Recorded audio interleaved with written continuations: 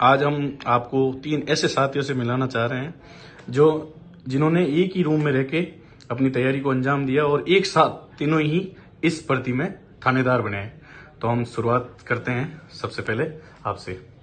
जी sir, मेरा नाम राजपाल है। मैं पाली जिले के जैतारण तहसील का रहने वाला हूँ और मैंने इस सब इंस्पेक्टर भर्ती में 23वीं रैंक के साथ मेरा चयन हुआ है। और मैं 2018 में हमने स्प्रिंग बोर्ड ज्वाइन की थी, तीनों ने ही साथ ही। और एक हमारे चौथे साथी वो RS इंटरव्यू के लिए क्वालिफाई है। जी सर। जी सर, मेरा नाम महिपाल है। मैं नागौर के मेरता सिटी तहसील का रहने वाला हूँ। मैंने सब इंस्पेक्टर 2021 वैकेंसी में 199वीं रैंक हासिल की है, जिसमें मेरा स्प्रिंग बोर्ड परिवार का, गुरुजनों का, ईश्वर का बहुत ज़्यादा सहयोग रहा था। अब अपन तीसरे साथी से जानते हैं कि उनकी सफलता में किसका योगदान रहा। जी सर, मेरा नाम मनीष बांबू है। मैं नागौर जिले के मेरता तहसील का रहने वाला हूँ।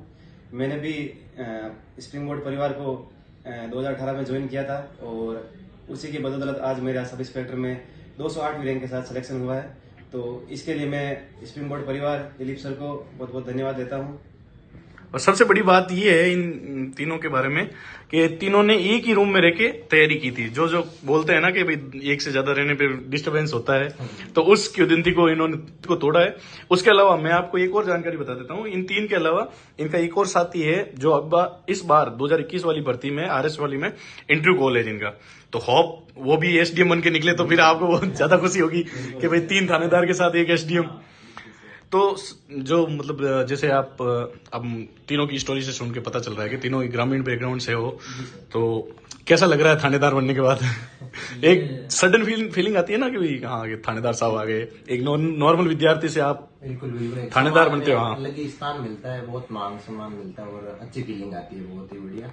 और आने वाले विद्यार्थियों के लिए जैसे अब SI की भर्ती जैसे बोल रहे हैं कि आएंगी, तो उनके लिए एक छोटी सी शॉर्ट में रणनीति हो जाए कि हाँ इस कदर आपको पढ़ना चाहिए और जो डिस्टर्बेंस होते हैं उनसे कैसे बचे। वैसे बिल्कुल, एक तो मेन तो अच्छा ग्रुप होना चाहिए।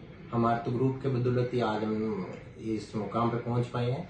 और दूसरा, सिलेबस को अकॉर्डिंग रख के अपने सामने हमेशा और सिलेबस के अकॉर्डिंग तैयारी करनी चाहिए, उससे बहुत ज्यादा बेनिफिट मिलता है। और बाकी अपने स्प्रिंग बोर्ड में आने के बाद कोई चिंता नहीं रह जाती। तो फिर स्प्रिंग बोर्ड के बारे में आप बताइए कि किस प्रकार आपको थानेदार बनाने में स्प्रिंग बोर्ड ने हेल्प की और उनके नोट्स किस प्रकार सफिशिएंट है? बिल्कुल, हम तो नोट्स से बाहर गए ही नहीं, पूरा नोट्स के अकॉर्डिंग ही हमने तैयारी की है स्प्रिंग बोर्ड की। और टेस्ट सीरीज भी दी है हमने।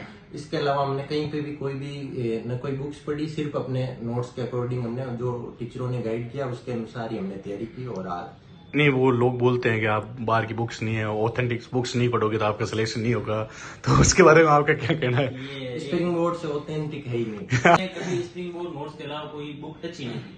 चाहे हमने RS प्री भी क्लियर किया था, तीनों ने मेंस भी लिखे, हमने सब इंस्पेक्टर भर्ती भी पास की है, पर हमने कभी भी स्प्रिंग बोर्ड नोट्स के अलावा कोई ऑथेंटिक बुक या अदर बुक्स कोई टच नहीं, खाली स्प्रिंग बोर्ड के notes line to line, page to page वो याद। एक बाजार में एक मिथ बन रखा है कि हम बाहर देखते हैं, बाजार में दुकानों पे जाते हैं तो बुक्स मिलती है, ये बुक्स ले लो, ये बुक्स ले लो। तो उसमें पढ़ने का ये रहता है कि हम एक तो ओरिएंटेड पढ़े, सिलेबस ओरिएंटेड पढ़े। स्प्रिंग बोर्ड से बेहतर तो कुछ है नहीं, ये सबको ही पता है। और तो इसमें जैसे सर भी पढ़ाते हैं तो वो एकदम सिलेबस ओरिएंटेड होता है। चीजें जो बोर्ड क्या चाहता है, क्या डिमांड कर रहा है, तो वो यहाँ स्प्रिंग बोर्ड परिवार से बेहतर कोई नहीं जानता। और उसी की आज बदौलत हम तीनों यहाँ हैं आज। बहुत बहुत बधाई हो आप तीनों को। और उम्मीद करते हैं कि आपका ये सफर SI पे खत्म नहीं हो गया, RS की तरफ भी अग्रसर हो आप और जल्दी SDM बन के यहाँ आए तो और ज्यादा खुशी होगी हमें। धन्यवाद। ओके।